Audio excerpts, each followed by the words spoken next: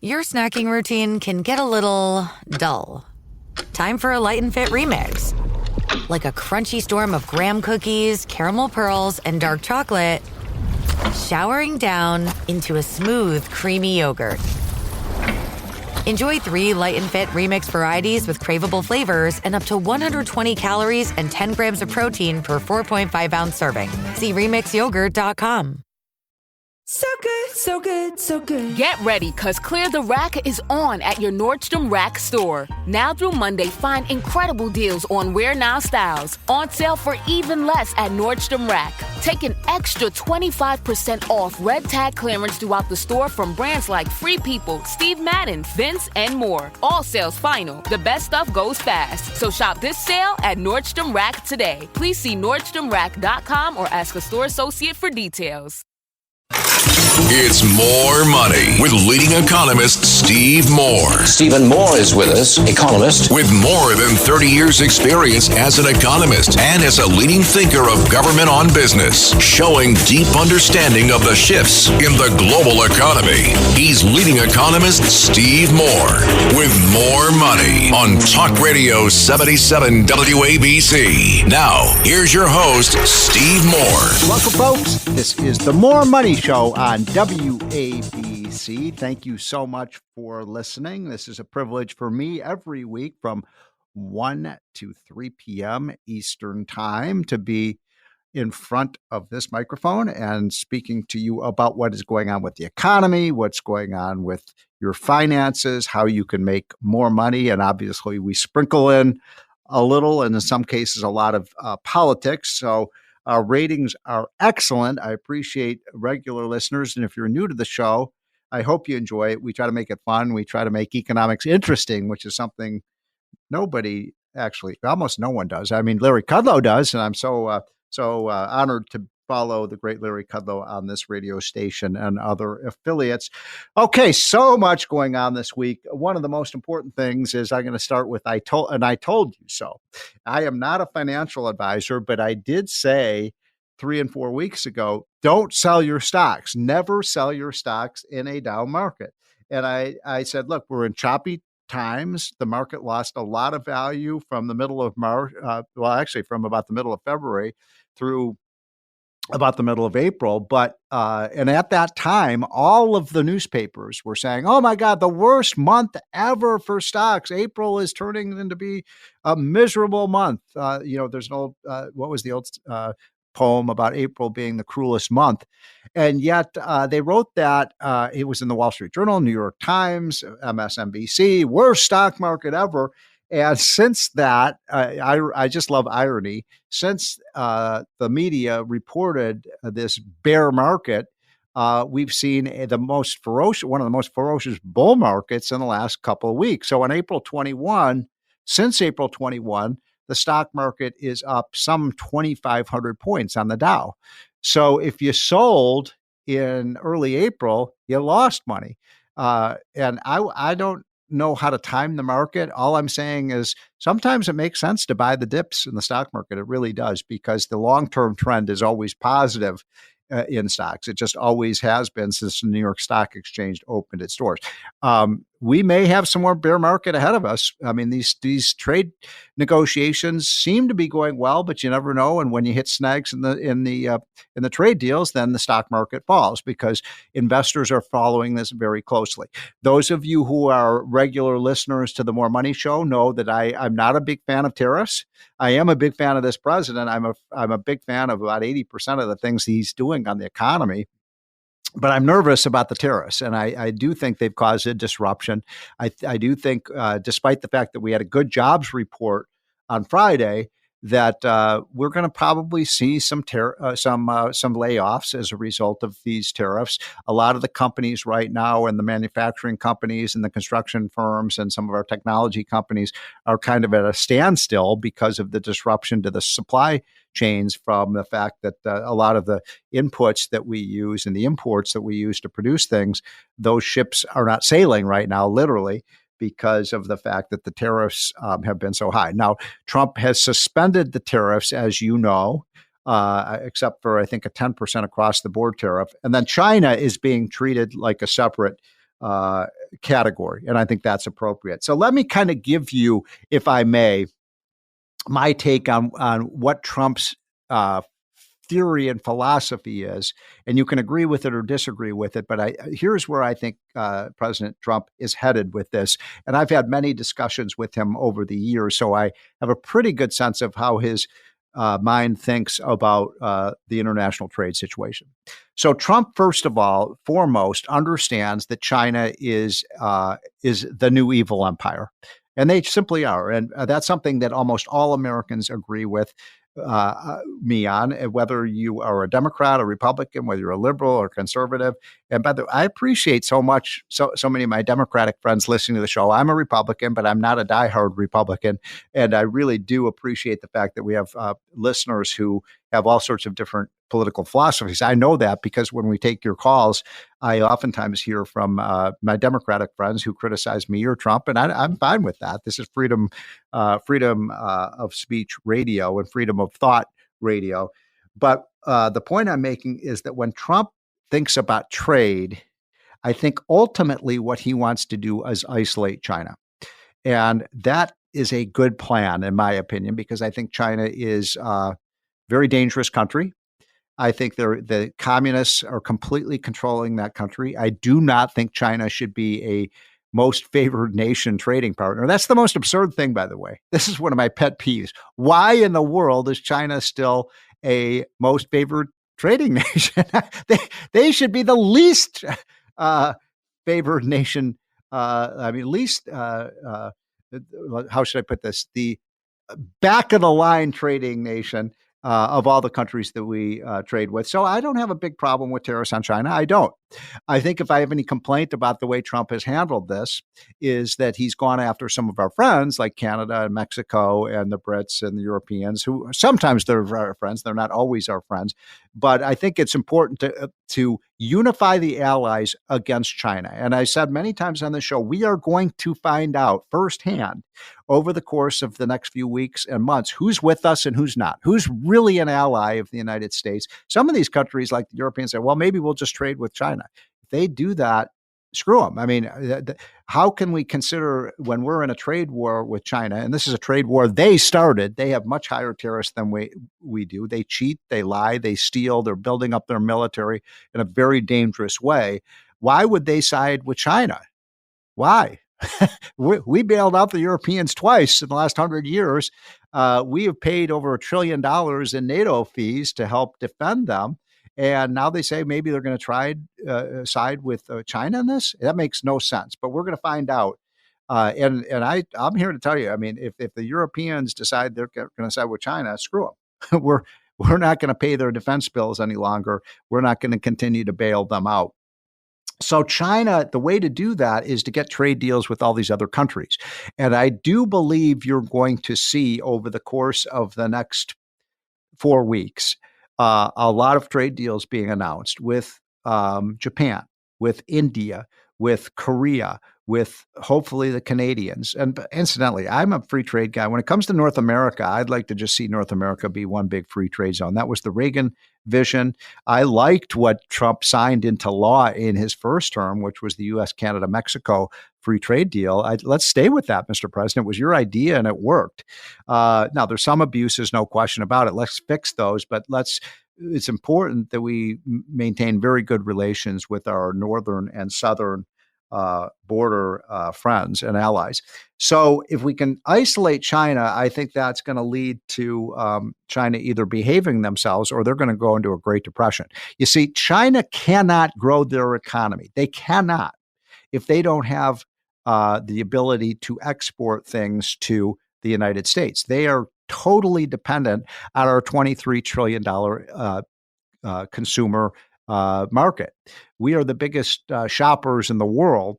And right now, I don't know if you all seen the pictures of what's going on in the ports in China, but they have boatloads, boats and boats, huge ships, cargo ships, massively stocked and stacked with all this cargo, everything from toys to T-shirts to shoes to all this stuff, all this crap that they send us. And they can't, those boats and those ships are basically stuck at the docks there because they can't bring them in the United States because of the tariffs Trump has put on China. This is squeezing China. This is squeezing their economy. They will go into a Great Depression if they cannot sell with us. Trump is flexing his economic muscle and our economic power to saying, China, we're tired of subsidizing you. You play by the rules. You stop cheating and stealing. You stop building up your military. You stop threatening invading Taiwan. And then, yes, we can trade with you. And I'm in favor of that. I know some of you may have very different opinions on this, but I'm in favor of getting very tough with China. So the point I'm making is we got to get the trade deals done with these other countries, and we got to do it quickly, Mr. President. And hopefully these countries are recognizing that they need to do it too. It's not just China that depends on America's consumer market. Obviously, Canada and Mexico are absolutely dependent on our consumer market. The Europeans are, the Brits are. And so I think we're holding the trump cards right now, so to speak. And I'm getting more optimistic that this is going to turn out okay. We're not out of the woods yet, and this trade war could continue to go on. And if it does, we'll have choppy waters. I don't want to see a recession. We saw the first quarter GDP numbers; those were slightly negative, but they weren't too bad. I mean, look, I never like to see a negative quarter in GDP. That means we retreated, but a lot of that retreat was because Trump is cutting government spending, which is a good thing, even though it shows up in the GDP numbers as a negative thing. No, when we got a government that's losing $2 trillion a year, we've got to cut spending. I was dismayed when I saw the headlines in the Wall Street Journal and all these other, and by the way, I love the Wall Street Journal. I've worked there for 10 years. They have the best reporting and the best editorial page in the country. But sometimes the reporters can be a little flamboyant and they're saying, oh my gosh, Trump wants to cut $150 billion out of social welfare programs. And, Granny's going to lose her Medicare and all of this stuff. It's completely made up. But I'm thinking $150 billion, you're sweating over $150 billion of cuts when we're $2 trillion a year in the red? I mean, how about putting an extra zero on those cuts? Why not 1.5 trillion, not 150 billion? But all the media is hyperventilating over 150 billion. And incidentally, these are not real cuts, folks. These are not real cuts. They are reductions in the rate of growth of the spending. So you've all heard about the idea, Trump wants to cut $100 billion out of Medicare. Medicaid. When Medicaid is not Medicare. Medicare is the program for senior citizens who paid into the program. Medicaid is a welfare program. And it's not true that what they're doing is cutting $100 billion from the growth of Medicaid. There is $150 billion a year in waste, fraud, duplication of benefits. We're getting ripped off by Medicaid.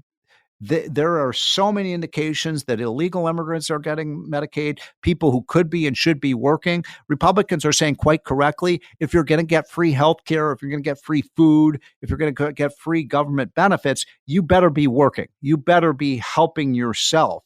And these programs are not meant to keep people dependent on government. Too long that has been the case. So Trump is saying, look, you're going to have to work if you're going to get these benefits. If you're able-bodied. Now, if you're disabled or you're elderly, you can't work, of course, that doesn't apply. But for people who are of working age, who could be working and should be working and can be working but aren't working because they're watching TV or they're doing other things, no, that gambit is up, thank God. But the Democrats and the media say, oh, this is cruel. Do you think that's cruel to basically say somebody who could and should be working to get these free government benefits has to get a job, or at least in a job training program? Why are we subsidizing people who are sitting around watching TV or playing golf all afternoon? And that's happening. I know that because I know federal employees who were getting all these benefits and they weren't even showing up for work, and you'd see them on the golf course in the middle of the day. So that's pretty absurd. Okay, now I want to talk about energy, because this is a big period for what's happening with the oil markets, the gas markets, the coal markets, all of these. And I don't think there's anybody in the entire United States who follows this stuff more closely than my good friend Tom Pyle with the American Energy Alliance. We actually share offices with Tom. So I see him all the time, hard at work. And so, Tom, by the way, thanks so much for joining this afternoon. 100%. And it's great being roommates. It sure is. You've got a smart core of people over there, and there's a real synergy between Unleash Prosperity and the American Energy Alliance. And incidentally, folks, speaking of our group Unleash Prosperity, I hope you're all getting our daily hotline. It is absolutely free. It's an economic and political newsletter that is very popular. It goes out to 150,000 people every morning, including members of Congress, people in the Trump White House, CEOs, senators get it, governors get it. You should get it and get it for free by going to unleashprosperity.com. Tom, let's start by talking about what's happening in the oil market. As I'm looking at things, the price of oil has fallen to somewhere in the neighborhood of $60 a barrel. It had been as high as $80 a barrel. What's going on? Well, there's a little bit of uncertainty in the marketplace with some of the stuff that President Trump is trying to achieve on the tariff side of the equation. Mm-hmm. We've chatted about that in the office. The GDP growth numbers don't help with folks they were low. Predicting. Yeah, they were negative. Right. They were negative. And, there's news out there that China is slowing down. That has an impact. So, oil is a global commodity. And, it ebbs and flows with the events in the world and with economic, situations. So, it's expected. President Trump said he wanted to lower gas prices, and that's definitely a plus. Yes. When oil prices go down, that means more money in people's pockets. That's right. It's like a tax cut. Exactly. And so, it's one of those things where you can do both. The president has done an unbelievable job these past 100 days to unwind the burdensome, tyrannical in many ways, Biden administration in terms of their hostility to the oil and gas industry. Yes. So what he's doing is setting them up for the future, right? Giving them an opportunity to explore for more oil and to get leases approved and things like that. So, prices go up and down. I like to refer to it as sort of a Goldilocks situation, when it's just right, when it's high enough to incent production, but not so high that it hurts our gas prices. That's kind of the sweet spot. We might be on the little lower end of that, but we win one way, the industry wins the other way. Everybody wins in this sort of $60 to $80 range. Well, nobody likes $80, $100 a barrel oil, because then you're talking about $4 and $5 a gallon oil. At the pump of gasoline. Now, I remember when Biden was president, when we had the Biden inflation of 2021 and 22 and 23, that the price of gas in some areas going up to like $5 a gallon, especially people in California and New York where they have high gas taxes. That's a real drain on the economy. And now I'm seeing gas in some markets as low as $2.60 a gallon. So that's a real relief for motorists. Absolutely. Everyone spends a certain percentage of their budget on energy, right? And people who, make a little more, have a little more money, it doesn't impact them as much. But those folks on the lower end of the economic ladder, it cripples them. It makes them choose between making choices, right? And so, I'm a fan of both us being the number one producer of oil and gas in the world and giving our motorists a discount. Yeah, me too. You're making a good point. I have friends who are owners of franchises like Denny's and Red Lobsters, those kind of middle range restaurants. And they would tell me, Tom, that they could predict what their sales would be at their restaurants in the week to come based on what the gas price was the week before. So, people had to pay, say $10 less for a fill up. They might have the money to go to Red Lobster instead of McDonald's. And so most Americans are working paycheck to paycheck. Absolutely. And, gasoline is the most transparent price in the marketplace. Right. It's, right. It's in every station. And so, people base their movements on what they can afford to put in their tanks. So a lot of other things I wanted to talk to you about. And so one of them is the story that I talked about earlier on the show. I'm sure you're following this, where the California wants to ban gas cars. And we have this regulation in California that the House of Representatives voted on and overturned, which is to say you can't force people to buy an electric vehicle, which essentially is what the California law would do. And that would then apply to many other states because California is such a big market. First of all, what is with the left that they want to ban cars? Well, they did until crazy. Elon Musk, they did until Elon Musk turned tail on him, right? I know. On one hand, they want everybody to be forced to buy an electric car. On the other hand, they're spray painting people who have Teslas. I mean, I don't get these people. Yeah. We've been fighting this, as you know, since the early Obama days. The big Scarlet A or Scarlet GM, is when the government bailed out the auto industry, right? Once that happened, they became captive to the government. And, the Obama guys started this journey. And fortunately, President Trump slowed them down in the first term. And then Biden kicked it into high gear. And California, of course, trying to dictate their will on the rest of the country with this gas ban that the House triumphantly overturned yesterday. We got to get it over the finish line in the Senate. But, it's a lot of things. It's kind of a religion, it's a symbol. The gas engine has sort of always been this demon to the Greens. Well, they even want to get rid of gas lawnmowers. Oh, yeah. Leaf blowers, you name it, go down the line. I shouldn't laugh, folks, but these people are dead serious. And it's so crazy because even if we get rid of all our use of gas, I mean, I guarantee you the Chinese and all these other countries aren't going to do that. So it's almost just virtue signaling, right? Yeah. And you know what, Steve, it has a real impact, and it happened in Spain. Spain has been down this green road a lot longer than the United their lights States. went out, right? The entire country blacked out. And you know what? They banned gas stoves. They banned gas, everything. And when the electricity goes out and you can't, I heard stories about people, huddling up with black market barbecues to boil water and, he cooked some food because the electricity runs out and the Greens want us to all be on electricity. And then when something like that happens, you don't have the variability, right? The good thing about gas stoves is when the power goes out, you can still use them, right? Yeah. And so, diversity in energy supply, use of we are the richest energy nation in the world. Trump talks about it all the time. Yes. We have more oil and gas underneath our shores and lands than anywhere else in the world. Why would we want to ban that stuff? It's insane. So what do you think is going to happen with that California? Now it goes to the Senate. It's passed the House.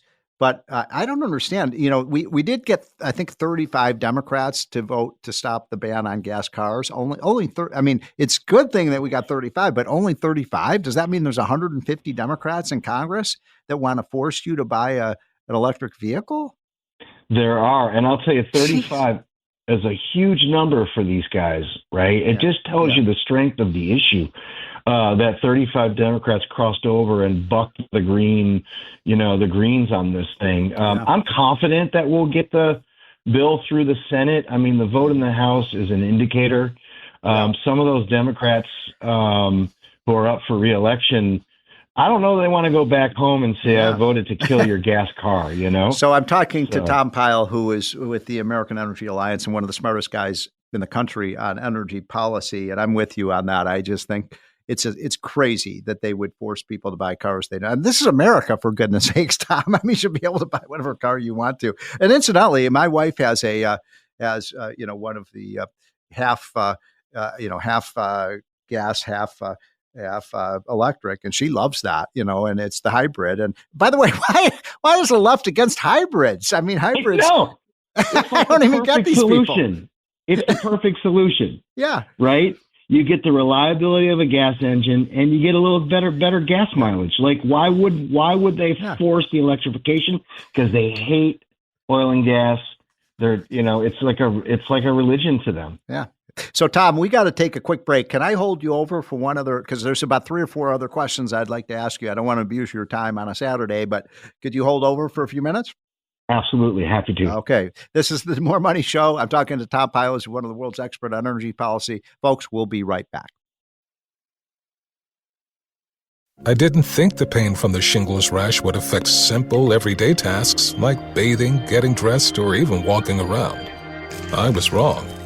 Though not everyone at risk will develop it, 99% of people over the age of 50 already have the virus that causes shingles, and it could reactivate at any time. I developed it, and the blistering rash lasted for weeks. Don't learn the hard way, like I did. Talk to your doctor or pharmacist today. Sponsored by GSK. It's time to rewrite the vacation rules. With Royal Caribbean, your family can look forward to just about anything. Break the thrill barrier, roaring down the tallest water slide in North America. Jump into breathtaking jungles and jaw-dropping coves. Vibe off the charts on our private island Perfect Day at Coco Cay. And end the day knowing things are just getting started. Because this isn't just any vacation. This is all the vacations. Come seek the Royal Caribbean. Ships Registry, Bahamas. Custom window treatments are a small upgrade that have a big impact. No better time to shop than now at Blinds.com's Memorial Day Mega Sale. Blinds.com invented a better way to shop for window treatments, completely online with upfront pricing, no showroom markups, no salespeople in your home. Choose from classic shutters to outdoor shades and more, all backed by our 100% satisfaction guarantee. Shop Blinds.com's Memorial Day Mega Sale now. Save up to 50% site-wide, plus a free measure. Rules and restrictions may apply. At Arizona State University, we're bringing world-class education from our globally acclaimed faculty to you. Ranked #1 in innovation for 10 consecutive years and #2 among public universities for employability. ASU isn't just ahead of the curve, it's creating new paths to success. Earn your degree from the nation's most innovative university. Online, that's a degree better. Explore more than 300 undergraduate, graduate, and certificate programs at asuonline.asu.edu. This is More Money with economist Steve Moore. Now, Steve Moore. Welcome back, folks. This is the More Money Show on WABC. I hope you're having a wonderful Saturday afternoon. My guest that I've been talking to is Tom Pyle, who is the world's expert on energy policy at the American Energy Alliance. By the way, how do people get in touch with you, Tom? AmericanEnergyAlliance.org. You'll get one of those annoying pop-ups, but once you sign up, you won't regret it. Okay. No, you put out the best research. I'm a huge follower of your daily news clip. Well, we use your stuff. We almost plagiarize you. We use your stuff so often, so we love it. Okay, so there are about 3 or 4 quick issues I want to talk to you about, Tom. Let's go to coal. Trump passed a measure to try to reinvigorate our coal market. You mentioned earlier we have more oil and gas than any other country, but last time I checked, we had about 500 years worth of coal. We have the cleanest coal in the world. Shouldn't we be using our coal? Oh, yeah, we should be. A couple of things there. One, the big, beautiful bill that's taking shape in the House, I've heard from my friends in the Natural Resources Committee that they're going to revive the coal leasing program in this country, and we're going to be digging for some good American coal, especially up in Wyoming. That's one good thing. The other thing is President Trump is working Chris Wright, the Secretary of Energy, Doug Burgum. Mm-hmm. We want to stave off the premature closing of coal-fired power plants in this country. Yes. There's no reason why we need to shutter these plants, especially if we want to win the AI race. Yes. We can do a lot more with natural gas, and we should. Nuclear is a great option, but we're still a decade away from new nuclear technology. Right. We need power now. We shouldn't be. Not only do we need more power, but we shouldn't be making it even harder by shutting down existing coal plants. So a lot of moves that the Trump administration made over the last few weeks was to encourage and kind of browbeat the utilities to hasten their planned coal-fired power plant retirements, and that's a good thing. Will we get to the place where we can build new coal? I hope so, but at least we got to stem the bleeding. Keep the plants open.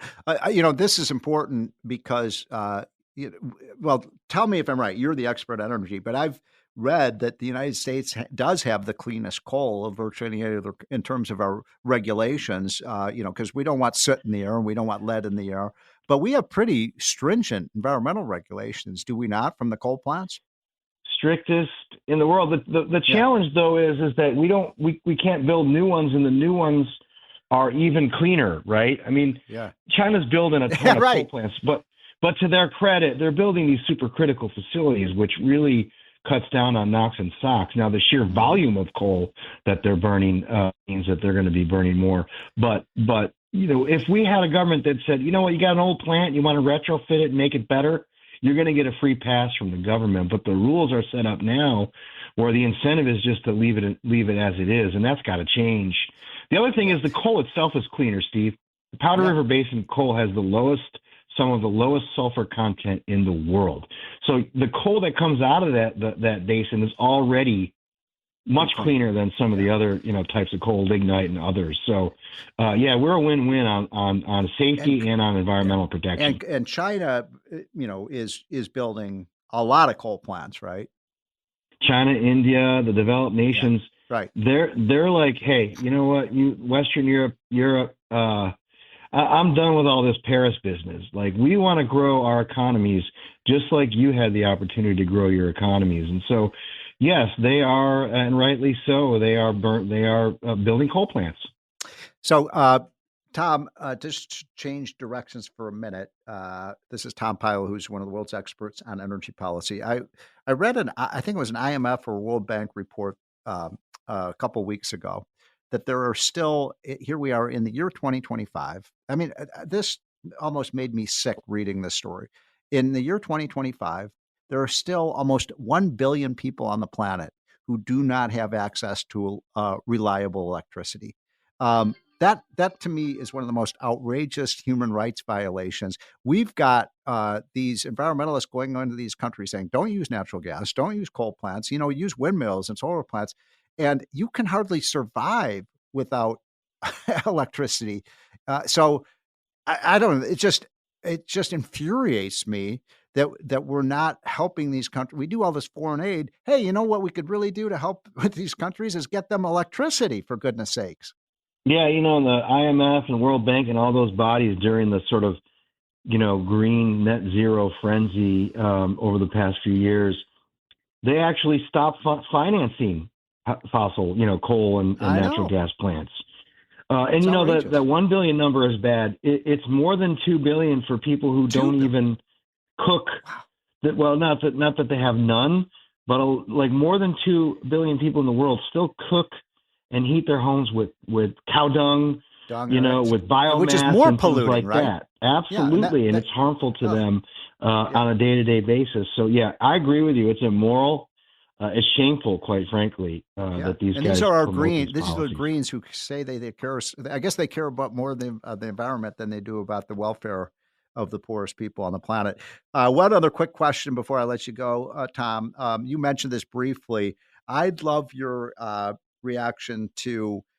You mentioned the nuclear power. How do you see that emerging? Because Trump has said he's pro nukes, and of course, and then why is it? Two questions. Why is it the left is against natural gas? It makes no sense to me because natural gas is a clean burning fuel. So can you take on those two? We got about 2 minutes left. Could you take on those two questions? Real quick on nuclear. Nuclear has a lot of promise. It also has a lot of problems. It's very late. It's very upfront cost is a lot more substantial. And so when you have low natural gas prices, it's the market drives you towards natural gas. That's true. But there are other. I mean, it's a good thing that we have so much natural gas. There are issues, though. The NRC, the Nuclear Regulatory Commission, for some reason, they exist. They're supposed to exist to help facilitate nuclear, but the culture there is such that they actually go out of their way to stop nuclear. So we have to clean up the regulatory body that has oversight over nuclear. And then, the tech guys, the AI data center needs, we have fortunately restarted a bunch of idled plants, 3 Mile Island. There's a couple others that are going to come back online. But we're about a decade out before we see a whole lot of new nuclear. What about natural gas? Because it's cheap, it's abundant, it's American. But the environment, I just don't understand why environmentalists are against a clean burning fuel. If it's coal, if it's oil, if it's natural gas, that's their enemy. You pick a target, right? That's sort of the left's mantra. The rules for radicals type thing. Well, they have chosen to demonize these resources. and they organize politically around it, right? You see all these protests and the Gretas of the world. So, they don't want it because they know that, as the public sees more and more sees the value, we're going to get more development. We're going to get more growth. And that's really what they're after, is growth. They don't, even in other words, they don't want growth. They do not want growth. Exactly. Yeah. They don't want people to get richer. They want to keep the poor poor. Do you remember that incident? This was, 5 or 10 years ago, when Nancy Pelosi said, I hate fossil fuels. I like good energy, like natural gas. Remember that? Yeah. She didn't even know natural gas was a fossil fuel. Yeah, I was like, that a gal, Nancy. Welcome to the team, right? Yeah. Well, Tom, thank you so much for joining this afternoon. That's Tom Pyle. Go to American Energy Alliance for his great material if you want to be educated about energy policy. My next guest is Tom Del Beccaro. You know that he's a regular on this show because he's one of the most brightest political minds I know, and also because I don't know anybody who knows more about what's going on in California and blue states more than Tom Del Beccaro. He headed up the Republican Party in California for many years. He actually debated a Kamala, right? Back in the day when people thought maybe she'd be okay. Back then, Steve, I tried to warn people, but they finally got the message last November, thank God. And he is also the author of a really great book called The Lessons of the American Civilization, which really is fantastic books, Tom. So congratulations on that. If you want to understand American history, get that book for yourself and your kids and your friends, The Lessons of the American Civilization. So, Tom, the reason I wanted to have you on today is I'm reading about that illustrious governor of California, and who is now Gavin Newsom, who is now clearly running for president, I think. And he was bragging and boasting the other day about the California economy. Now, to his credit and to the credit of California, it is now, according to Gavin Newsom's statistics, the fourth largest economy in the world. He said that they've surpassed Japan in terms of the GDP, which is great. I love America. I want California to succeed. But he glossed over the fact that there are big problems in California, starting with the fact that no state has lost more people in the last 4 or 5 years than California. So what's the truth about California, Tom? Great question. I want to start with something that drives me nuts about politicians when they take credit for things that they didn't do or despite what they did. Right. And think about the economy. I judge a president. I judge a governor. Did you lower the overall burden government puts on the economy, or on balance, did you raise it? Mm-hmm. And no question that Newsom has raised it. California's economic success is despite Gavin Newsom. Right. And there's no better example of that than this recent statistic that says since 2023, basically when we were done with COVID, right, private sector jobs have shrunk by 173,000. God. And government jobs have increased by 181,000. Wow. Now, that's horrible. That means in 2.5 years, the economy's only grown, the job market's only grown by 8,000. But it's all government jobs, which, right, of course, as Milton Friedman said, the true level of taxation is spending, not just taxes. Yeah. So what is he taking credit for when his economy is shrinking? And this is despite, Steve, in 2019, pre-COVID, the budget was $200 billion. Next year, it's scheduled to be $322, a 61% increase. So you and I have talked many times about government sugar highs with government spending on the economy, and that's where California is. So do you see, because California was, believe it or not, the state where Ronald Reagan was the governor of California in the 1960s. It's hard to believe. And it wasn't always so left-wing as it is today, but there's been a lot of bad leadership in the state of California. California has, I believe, either the first or second highest income tax rate in the country. It's always a contest between New York, where this radio show is based, and California. We're seeing this trend, Tom, all over the country where people are simply fleeing these blue states. And once big, beautiful industrial strongholds of the United States, like New York, like New Jersey, like my home state of Illinois, like California, and these states are just in a meltdown right now. They are, because they've been pushing people out. California's been pushing them out since the 90s. Millions have fled low-tax states. Mm-hmm. You wrote a book about that, didn't you? Mm-hmm. Dr. Arthur Laffer says, taxes have consequences. And so, yes, it's been gutted out. The great demographer Joel Kotkin, years ago, a decade ago, said California is now the place of the rich, public employee unions, and the poor. The middle class has been gutted. Two stats that'll blow your mind, Steve, and this is from a U.S. News and World Report survey. Hardly right-wing, right? California ranks, are you ready? 50th in affordability and 50th in opportunity. Amazing. So when you ask this question of is there a possibility of a turnaround? We saw in the last election that there was a tough on crime bill that passed overwhelmingly, which was opposed by Adam Schiff and Newsom. You have all these issues, whether it's California is worse in the nation in child poverty. 31% of Californians are at or near poverty. Crime, the insurance crisis. There is a frustration that is building in California in need of a candidate that will put positive solutions in front of them. And if that happens, the ship will slowly start to turn. One of the things that's happening in these blue states like California and New York and New Jersey, and again, my home state of Illinois, as you know, I'm from the Chicago area. I think Chicago is one of the greatest cities in the world, but it's being ruined by progressive governance, just like what's happening in Los Angeles and San Francisco and, New York City, frankly. But you're seeing this steady migration out. And so the people who are leaving tend to be the job producers, the people who create jobs, the business owners, men and women who are just saying, I'm fed up, I'm out of here.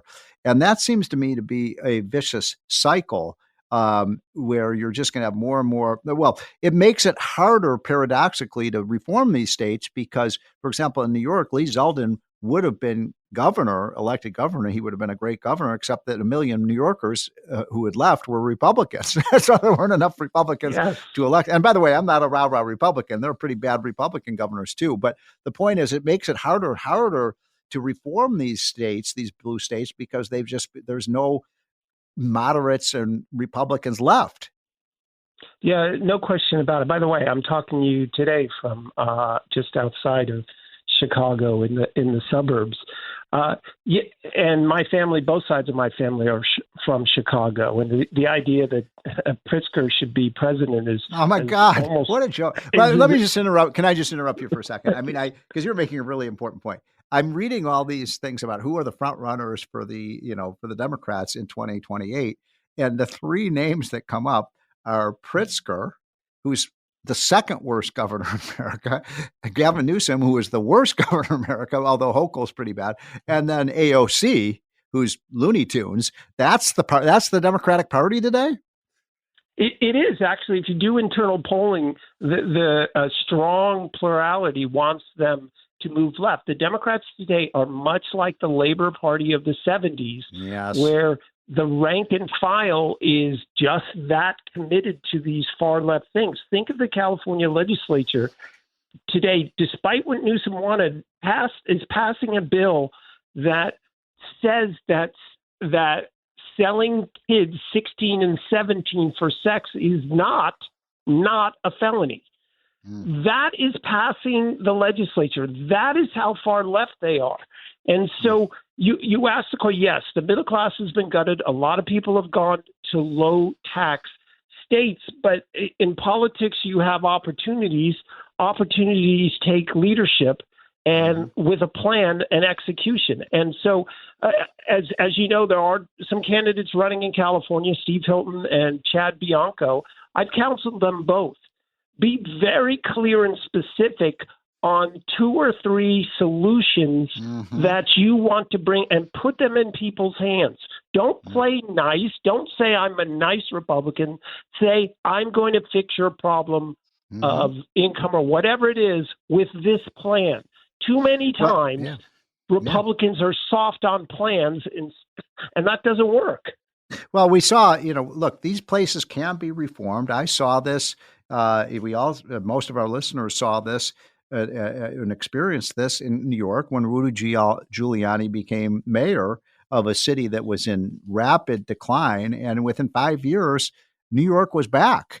So California can come back. New York can come back. Chicago can come back. When you have good leadership, it makes all the difference in the world, Tom.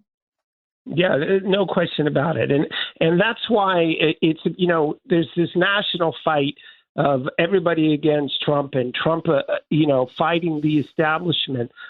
I tell people, look, either you accept we can't do $2 trillion deficits and $37 trillion or $40 trillion in national debt.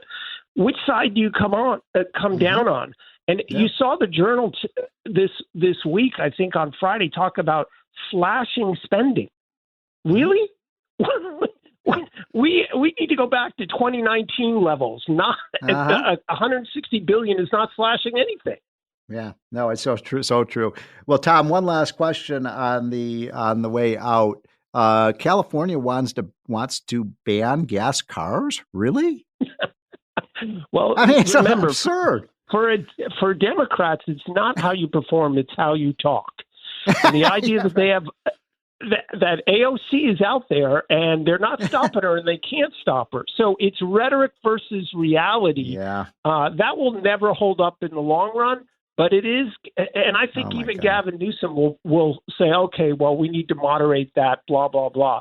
Because, look, he's a weather vane politician. Yeah. He wants to be president, so he will change his views with the prevailing wind.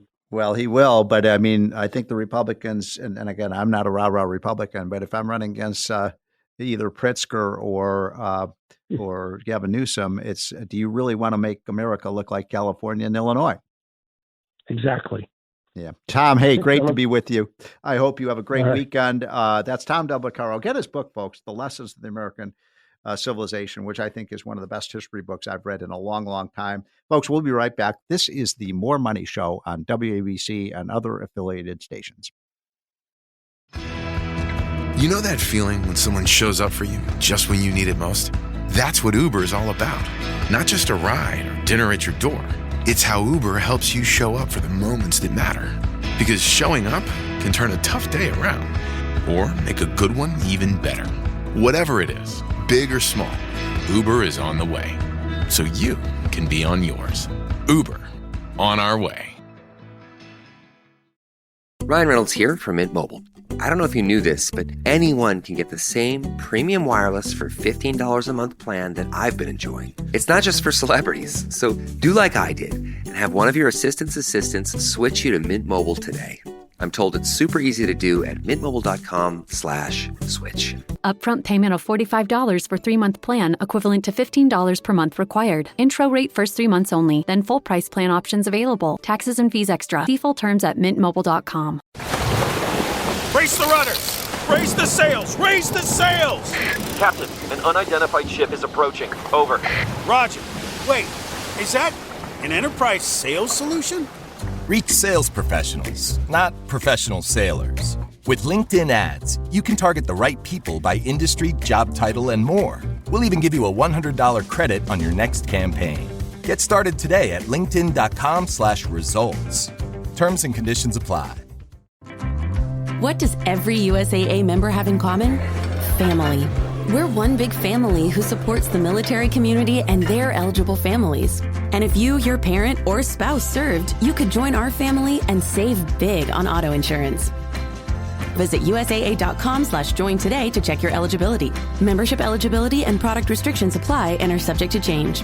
USAA means United Services Automobile Association and its affiliates, San Antonio, Texas.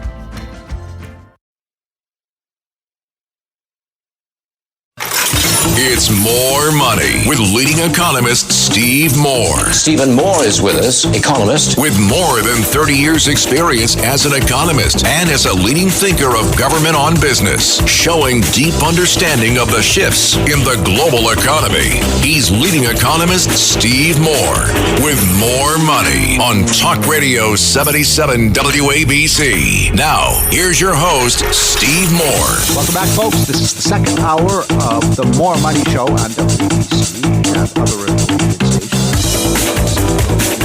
Listening online or around the country. I love the fact that you get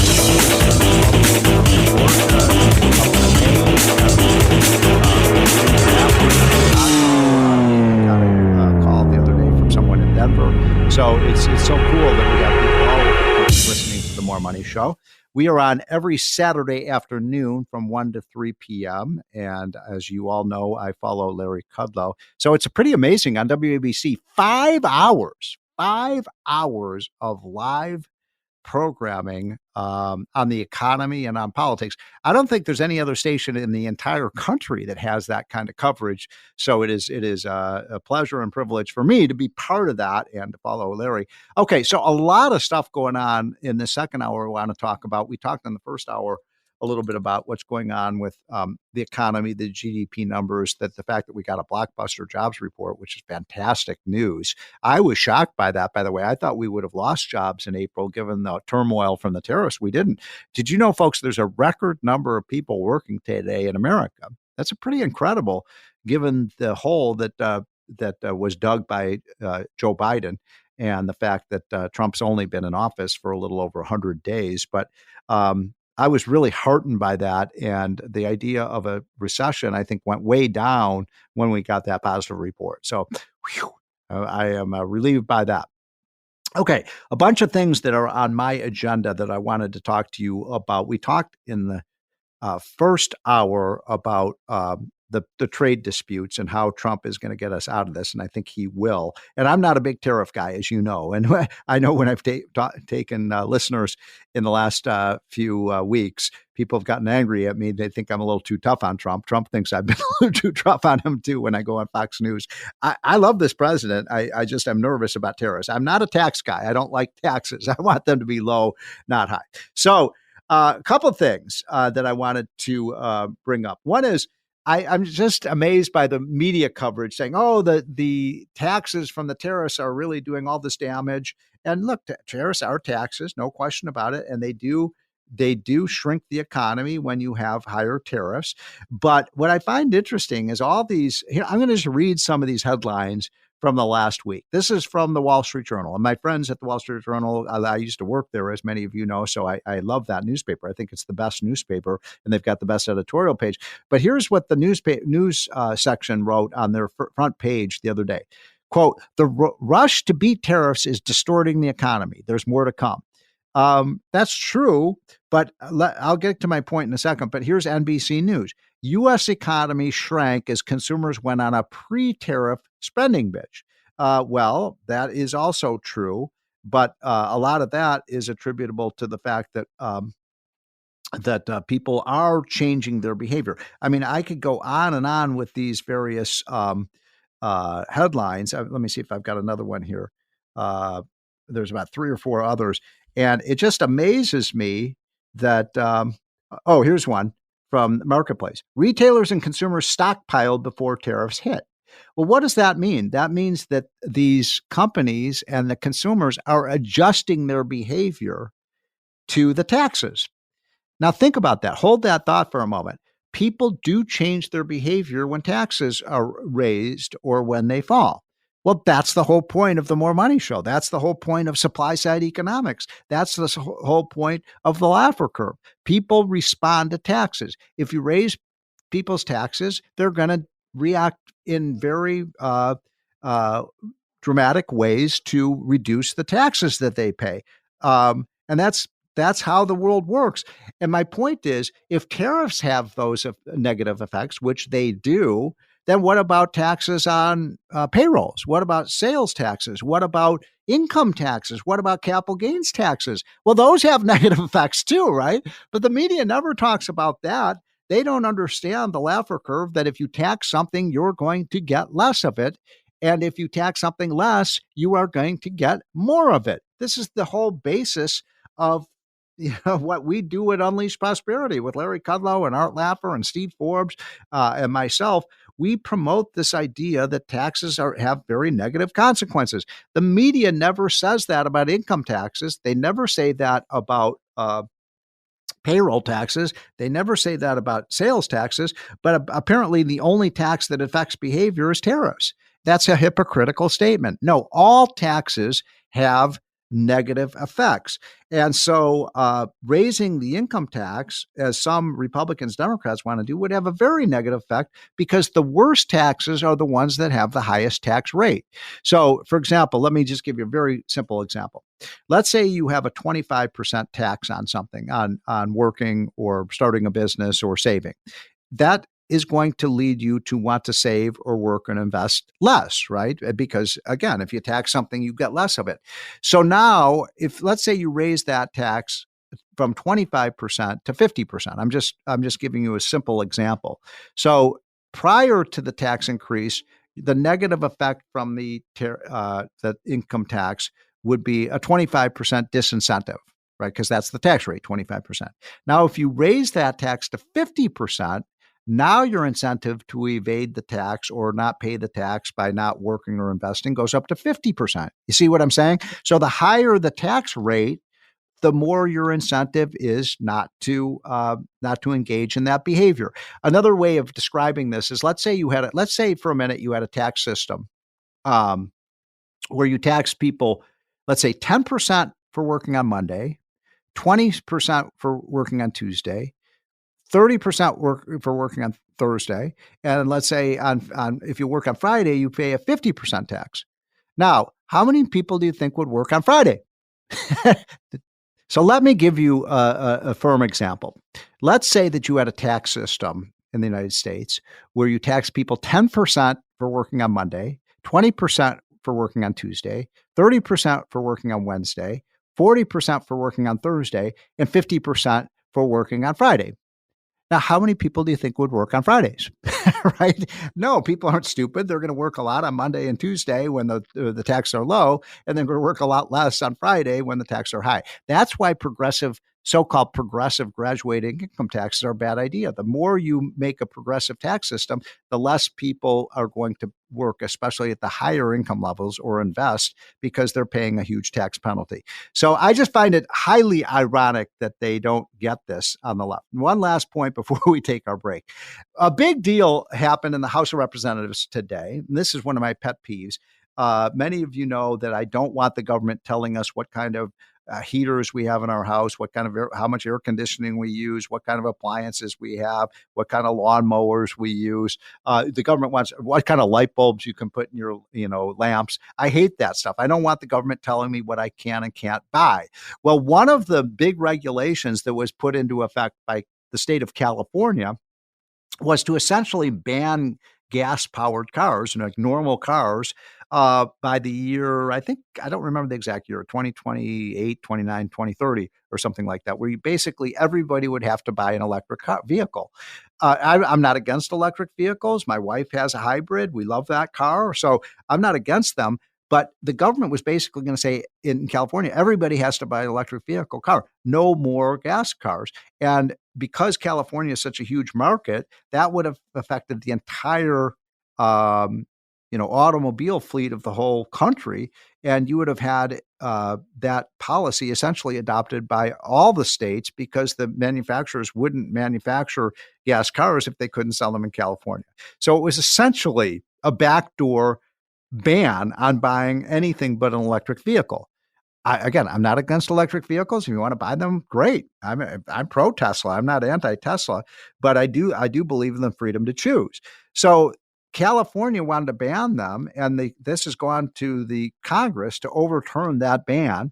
And so the good news is that the House of Representatives has said, hell no, California cannot ban gas cars, and because this policy would then apply to all states effectively. And bravo to the Republicans in Congress. Now, here's the amazing thing. We got 35 House Democrats. That's a record, since Trump has been president. They've been voting no on just about everything. But 35 Democrats in the House said, yeah, people should be able to buy whatever car they want. But incidentally, that tells you there were some like 150 Democrats who said, yes, we're going to ban cars. These people are crazy. Why do they want to ban things? This is America. You should have freedom to choose. And so it's good news that 36 Democrats voted to give people the right to buy whatever car they want. But it's bad news that you had over 150 Democrats who voted to say, no, we're going to tell you what kind of car you can buy, not giving you the choice that you want. Okay, folks, so that's some good news, and we'll see whether that passes in the Senate. For those of you living in New York or New Jersey, you got 4 senators there that probably won't vote to overturn the car ban. So we'd love your help in getting that overturned. We've been talking about the economy because that's our strike zone, and nobody better to talk about the economy than my good friend and colleague, E.J. Antoni, who works with me at Unleash Prosperity, is also a lead economist at the Heritage Foundation. You see him on Fox and Fox Business News all of the time. E.J., thanks for joining. Oh, Steve, thank you for having me again. My pleasure. So I wanted to talk about some of the economic reports that came out this week. Well, let's start with the most recent one, which was the jobs report, which was certainly stronger than any of the jobs reports we've seen in a while. I was struck by the fact that we had a record number of Americans working, a 400,000 person increase in the number of people in the labor force and have jobs. I was kind of shocked because I thought there'd be a pullback in jobs because of the tariffs. Maybe the effect hasn't been felt yet. What are your thoughts about this latest jobs report? Well, Steve, I think you're right, definitely right in the fact that a lot of the effect has not been felt yet.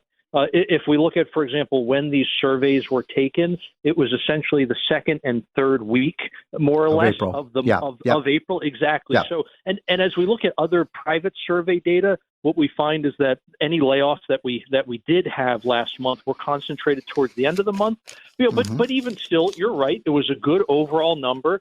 Even after you factor in the downward revisions to previous months, you were still right in line with expectations. And when we look at the internals of the report, we do find some good news, like what you were saying, how we have more Americans entering the labor force. We also have about 300,000 Americans who had previously left the labor force come back in. So that's a big deal. Good.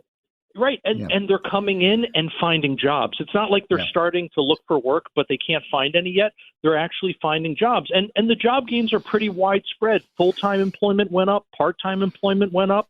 Pretty much the only thing that went down was federal employment. That moved down, which was good. Yeah. Right. And that's something we want to see. One of the points we've been making over the last 4 or 5 years is that so much of the employment that happened under Biden, such as it was government employment or industries that are subsidized by government. So the way I like to put it is we were gaining jobs in all the wrong places, and we weren't getting the jobs in the important industries that we want to see private sector employment, not government sector employment, especially because we're losing $2 trillion a year. Exactly, Stephen. And see, this was the problem with the Biden administration, where you had not only these consistent increases in terms of the number of government jobs, but what we've sometimes called government adjacent jobs. And you've been all over this, where we have a lot of industries that are very dependent on federal money. And the problem is, if the government gives a hospital money and the hospital hires a nurse, or the government gives a school money and the school hires a teacher, that nurse, that teacher, they are still being paid by taxpayer dollars, but we count it in the jobs report as a private payroll, even though the taxpayer is financing it. So the fact that you are seeing reductions in all those areas, you're not seeing as much growth in government and the government adjacent jobs. At the same time, the productive private sector is increasing and increasing at a faster rate. Those are good signs. So one of the things that worries me a little bit, because I'm not a big fan of tariffs, I understand where Trump wants to go with this, and I hope that he succeeds. But there are going to be layoffs. There has been a slowdown in economic activity as a result of, our factories and our construction crews and our technology companies not necessarily able to get the parts and equipment and steel and all the things they need to make the products here. So there will be a hit, in my opinion. I wonder if you agree with that. And it probably will be felt next month because, as you said, the jobs report really was looking back 2 or 3 weeks ago. On the other hand, if we get the trade deal done, that could open up these plants pretty quickly again. So what is your kind of short take on what happens over the next 4 to 6 weeks? Well, Steve, I agree with you. If we don't get these trade deals done, this is going to amount to a massive tax increase on both American consumers and foreign producers. It's not like only one group is going to have to pay this tax, and that's what a tariff is. It's a tax. So it is imperative that you get these trade deals done over the next 90 days because, unfortunately, we are seeing some of the pain domestically already. And that showed up in this report, actually, with manufacturing. I mean, you could say it lost a negligible number of jobs because it was only down 1,000.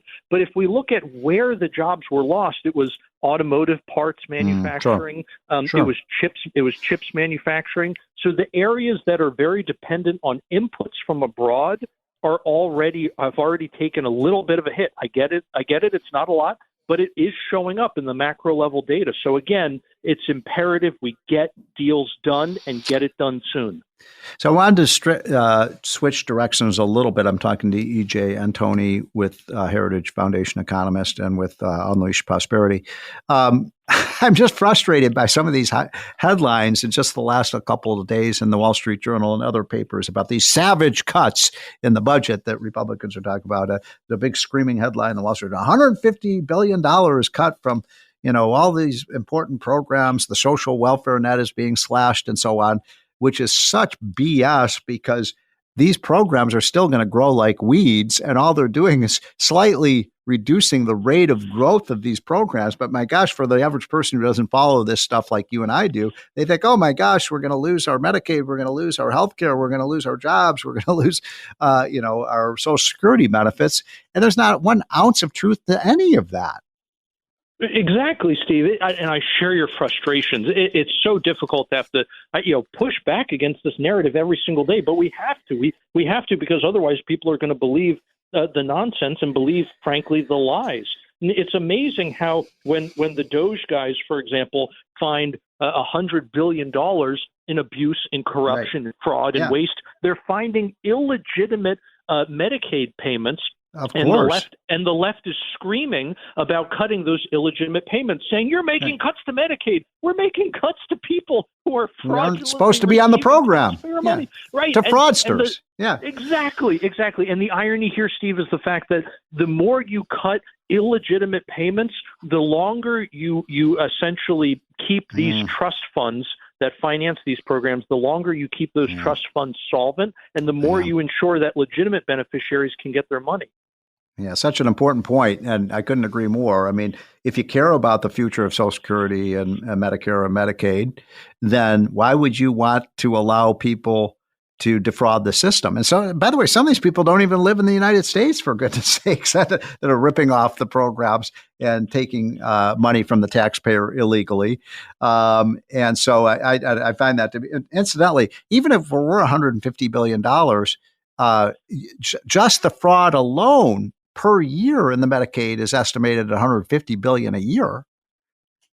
Right, exactly, Steve. And again, it's as if clearly this is, I think, a classic case of where you have to look at what these people do and not listen to what they say because there's such a massive disconnect there. The rhetoric that they are using just doesn't line up with reality, and the arguments that they're making just don't line up with the facts and with the numbers that you're all over and that you just outlined. One last question, EJ, and then I will let you go. We've got now some Republicans who say they want to raise tax rates. The Democrats keep saying they want to raise taxes on the rich. We had an item in the hotline the other day that showed that if you take all the taxes paid by even the top, basically the billionaires, the people who make over $100 million and the billionaires, that their effective tax rate, when you take into account all the taxes, is 40 to 50%. That I think most Americans have no idea that. I think they probably think they pay 4 to 5%. No, they're paying 40 to 50% when you take into account the business taxes, the property taxes, the payroll tax, all the stuff that are paid. Many of these are, most of them are business owners. So I don't think reality and perception are at all aligned here. No, not at all. I don't think people have a good concept, Steve, to your point, of just how big government has gotten, how much it invades their lives, and how much it makes everything more expensive. Folks don't understand because when you buy something, when you buy the gallon of milk at the grocery store, or your dozen eggs, your loaf of bread, you buy a package of ground beef, whatever the case may be. When you go to checkout, you don't get to see a line item breakdown of here's how much of the corporate income tax is being passed on to you. Here's how much the regulatory burden is being passed on to you. The consumer doesn't get to see, unfortunately, how much big government costs them. Well, that's why I actually kind of like the idea of these companies telling people how much the prices are going to go up because of the tariffs. Now, I know that was very controversial, but Amazon and Shein and some of these companies were saying, look, we're going to tell you what you're paying in taxes. I think people should see on the receipts how much of the cost of the things they buy is attributable to the taxes that are imposed. But Steve, then I also want them to put on there how much the price has gone up because of inflation. Right. I want them to. I want them to also say, look, the trillions that Biden spent, here's what it's costing you, because people just don't know. Yeah. Great point. EJ Antoni, thanks so much. You're one of the best economists in the country. Appreciate you carving up some time on this Saturday afternoon to talk to us. Folks, we'll be right back. This is the More Money Show.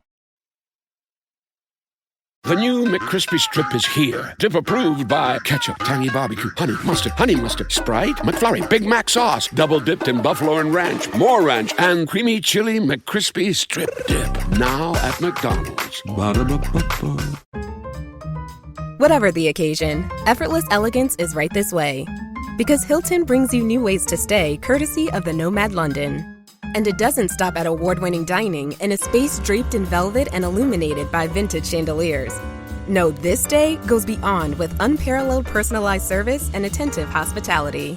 Oh, and did we mention the Nomad London can be booked using your Hilton Honors points at Hilton.com? Hilton, for the stay. Walmart Business is in the business of saving you time, money, and hassle. Whether your business started in a garage or is a garage, Walmart Business has the tools to help you get where you're going. Tools like free shipping, multi-user accounts, and just about any item your company needs. Even a double filtration cyclone dust collector. Yep, even that. Sweet. Walmart Business. It's the Walmart you love. Now for your business. Learn more at business.walmart.com. Terms apply. This is More Money with economist Steve Moore. Now, Steve Moore. Welcome back, folks. This is the More Money Show on WABC. I hope you're all having a wonderful weekend. I want to bring on now a good friend and colleague of mine over the years, Donna Ardwin, who is now the Chief Financial Officer for the Kennedy Center. And I think this is just an amazing story of what's going on with the Kennedy Center, happening with their books, what's happening with the kind of political correctness and wokeness at the Kennedy Center, which the director of that center is Ambassador Grinnell. And Donna, first of all, thanks so much for joining. Oh, thanks. Always great to. I've enjoyed working with you over the years. Yeah, that's for sure. A lot of time together when I was for governors, and you were rating us, and including the governor of New York, right? Didn't you work for Pataki at one point? I did. In Illinois and California. Job. But so the things that we're going to be talking about that I found at this lovely, beautiful not-for-profit look a lot like some of the practice seen in governments like New York, Illinois, and California over the years. So one of the reasons I wanted to get you on is I was seeing this headline from the other day about the fact that the Hamilton, show, the play, was supposed to run at the Kennedy Center, but it was canceled. I believe because they don't like Trump, and I don't really understand why they would cancel. It must be that they hate Trump, or what happened there? What's the story behind that? Yeah, well, if your listeners don't know, so Trump became the chairman of the board for the Kennedy Center in February, and immediately appointed Rick Grinnell, former ambassador to Germany and special projects for President Trump, to be the president, run the center, and he appointed me as CFO. Hamilton canceled. I can't speak for them, but that's clearly the reason. And I'll tell you what Ambassador Grinnell said immediately is arts are for everyone. They're not just for people of one political party. Of course. So, I mean, so they can't, I'm saying here in this article that they wanted to be, quote, protected from politics. I mean, are you politicizing the Kennedy Center? No, we're depoliticizing it. Exactly. No, I mean, this is so absurd.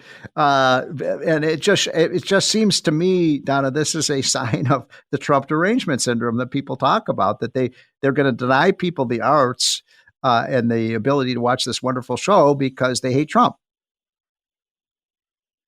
Well, the other thing that we're doing besides depoliticizing the center, and like I said, arts are for everyone, is also fixing the center.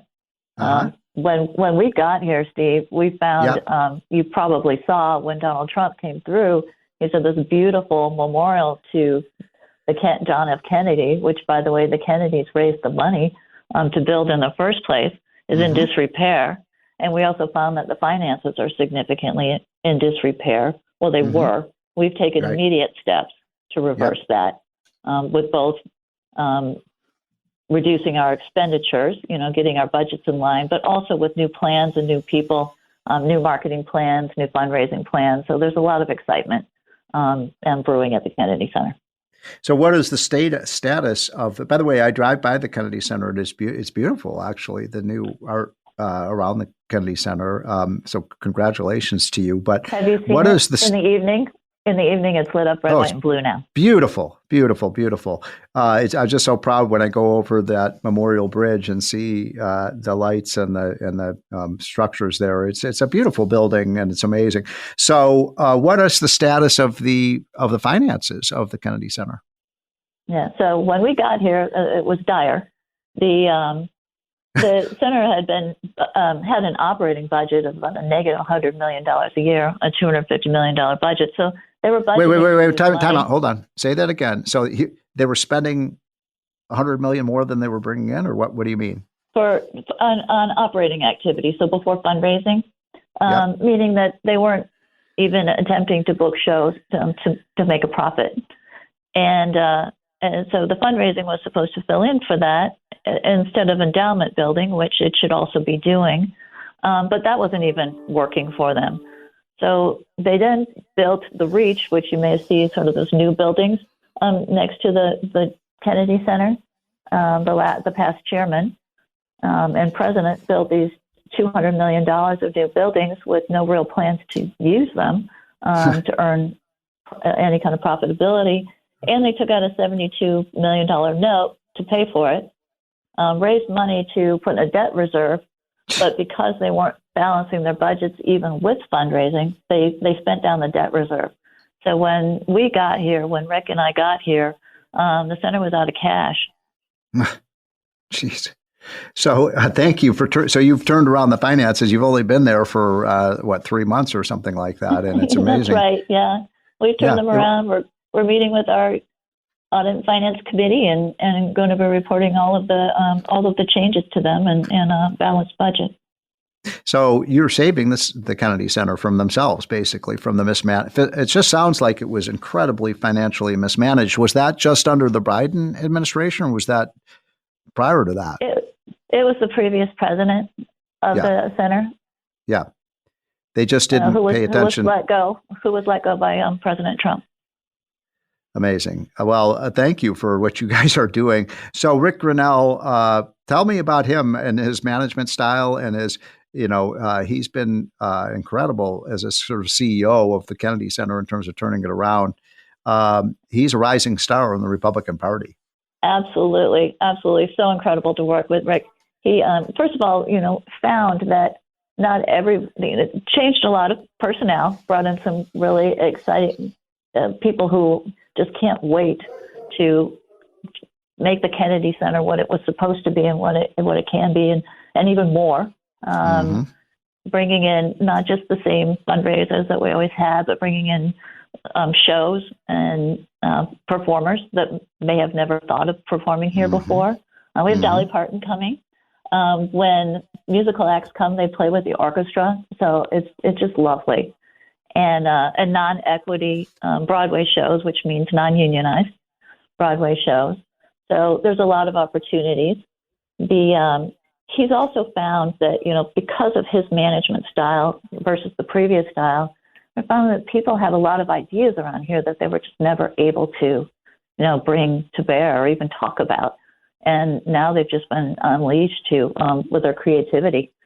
So one of the things that makes me nervous about, the Hamilton show being canceled is that we'll see, I worry that other great shows won't be coming to the Kennedy Center because of political reasons, because of the hate Trump syndrome. But you're saying you think you'll get the top shows as you've been getting for many decades. Well, in different shows, like I said, if you depoliticize it, there are people that may have not come and played before that are welcome now. Yeah. Well, that's fantastic. I mean, this is really great news. Great. It's really great. Well, you have to come. Yes, I do want to come, and I love the Kennedy Center, but it has been it's been taken over by liberals in recent decades, and that's turned a lot of people off. It hasn't been for everyone, and I love your guys' attitude that the Kennedy Center is for all of us, and politics should not be part of the arts. Absolutely. So I invite all of your listeners to come to a show, go on the Kennedy Center website and see what you want to come see. Well, you know what you're doing? You're making the Kennedy Center great again, Donna. So that's Donna Ardwin. She's the chief financial officer. What Donna does is she turns around. She's a turnaround artist, and you've done that in so many states. And now you're doing it for the Kennedy Center. And we need you to maybe do that with many other government agencies. Thank you, Donna, for the update there. So I just wanted to close with a kind of potpourri of issues that are bothering me. And I hope they're bothering you too, because there's so much misstatement of fact of what's going on in America today. And the kind of hate Trump syndrome is distorting the news in a big way. So let me just give you a few examples, if I may, in these closing minutes. First of all, I've been looking at some polling data, and most Americans, probably many, if not most of you listening to the show, believe that millionaires and billionaires don't pay their fair share in taxes. You probably believe that because the media says it almost every day. It's what AOC says. It's what Bernie Sanders says. If we just let the millionaires and billionaires pay their fair share, then we wouldn't have a budget problem. So I want to give you the statistics because the Tax Foundation, which is nonpartisan, it's a data collection group that's pretty reliable in terms of their numbers. I don't always agree with Tax Foundation, but they do pretty good work, and they're not liberal or conservative. They're not Democrat, Republican. They just did a study showing what's happened with the top, people in wealth. And I'm talking about the top millionaires, the 100 millionaire and billionaire class of Americans who make a lot of money. I'm talking about the Bill Gates and the Warren Buffetts and the people who are in that class, the LeBron James, people like that. And what this study shows by the Tax Foundation is that the rich are paying a very, very high tax rate. Most people think that they pay, almost no taxes. And what this study shows is that for the people at the very, very, very top, these are the top 400 richest people in the country who have probably, I don't know their exact number, but well into the billions of dollars of income and wealth, that they're paying an effective tax rate when you take all the taxes into account, including their business, the taxes paid by their businesses, a tax rate of over 50%.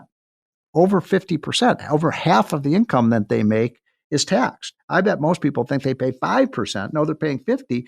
And in some cases, the really, really, really rich can pay a tax rate as high as 60%. nearly 60%. Now, how many of those people are going to stay in the United States if you raise it to 70 or 80 or 90%? They're going to leave. They're going to go to Bermuda. They're going to go to Thailand. They're going to go to, places where they don't have to pay any taxes. Cayman Islands. They will leave if you continue to tax them. And if you take all their money away in taxes, they're not going to be able to create the businesses and jobs, because these people in the top 1%, half of them, what they do for a living is they own, operate, or invest in businesses, and oftentimes medium-sized businesses, even small businesses. So you're sucking the oxygen out of the economy if you do what AOC and Bernie Sanders want to do, is raise the tax to 60, 70, 80%. You're just simply not going to have economic activity. As my friend Art Laffer shows, every time in this country we've raised taxes on the rich, the share of taxes paid by the rich goes down because they find ways of avoiding the taxes. Second point I want to make: why in the hell is the government suing Google for monopoly? Google is reducing prices. They're not raising prices. People say, monopolies raise prices and they gouge consumers, and we don't want to see that happen. But Google isn't doing that. Neither is Apple, nor is Meta. Now, I know a lot of people don't like the big tech companies, but I got to tell you, the data is very clear on this, that the price charged to consumers for the products that our great technology companies produce, they've been falling, not rising. So monopolists raise prices, competitive markets lower them. Google has lowered their prices. So has Meta. And by the way, Google's search engine is free, for goodness sakes. How can a monopoly be free and be gouging consumers? So I think this case against Google by the United States government is outrageous. It should be dropped, Mr. President. Get rid of it. Same thing with the suits against Meta and Apple. These are our iconic American companies. We're shooting ourselves in the foot with these crazy lawsuits against them. Do you think the Japanese would bring a lawsuit against Honda, or do you think that the Chinese would bring a lawsuit against Alibaba? I mean, we're living in a global economy. We want these jobs to be here. And then when the companies do that, we sue them. It's craziness. The third thing I want to bring up is this Ukraine mineral deal. I'm all in favor of it. I think we should recoup some of the $100 billion that we paid. I think it's $150 billion American taxpayers have paid to defend Ukraine. At the very least, we should get a share of those resources because they are rich in minerals. And so a good job to Scott Bessent and Donald Trump for getting a deal where we're going to get some of that money back.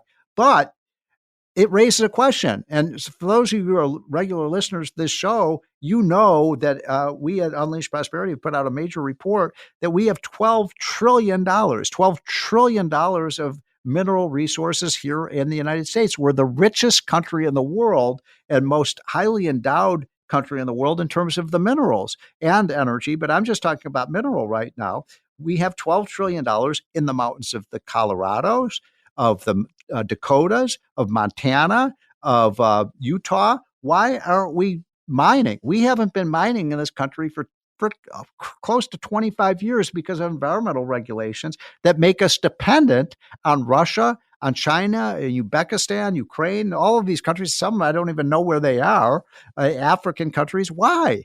Why would we want to be dependent for our precious minerals and the rare earth minerals that we need for our energy, for our technology, for our weapon systems? Why would we be dependent on Russia and China when we have them here in our own backyard? Incidentally, think about this. We could probably raise $1 trillion in revenues by leasing this land, and think of all the jobs what we created, and we wouldn't be dependent on our enemies for these resources. So it's not just an issue of economy and balancing the budget, but it's also an issue of basically making sure that we are not dependent on our enemies, because it's a national security issue.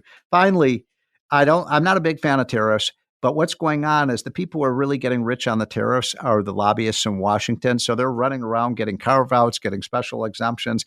And I hate this. Mr. President, I'm kind of with the Wall Street Journal and what the Unleashed Prosperity has been saying. If we're going to have tariffs, let's just have a uniform tariff of 10 or 15%. Everybody pays it. And then I love Trump's idea of lowering the tax on things that are made in the United States. Lower that tax to 15%. We could have a 15% tariff. This is what I call, folks, the 15% solution. I'm going to end with this. Under the Steve Moore new tax plan for America, here's what we do. And I want to hear back from you next week about what you think about this. 15% uniform tariff. Anything that's imported in the United States, you pay a 15% tariff when it comes in. But then we lower the tax on our corporations to 15%. We lower the personal income tax rate for everyone to 15%. We lower the capital gains tax to 15%. We lower the estate tax from 40% to 15%. We lower the dividend tax to 15%. And so everything's taxed at 15%. I'm here to tell you, if we do that, if we were to lower every tax rate to 15% across the board, do you all remember, by the way, the 999 plan by Herman Cain? This is kind of a version of this. This is the Steve Moore 15% across the board tax rate.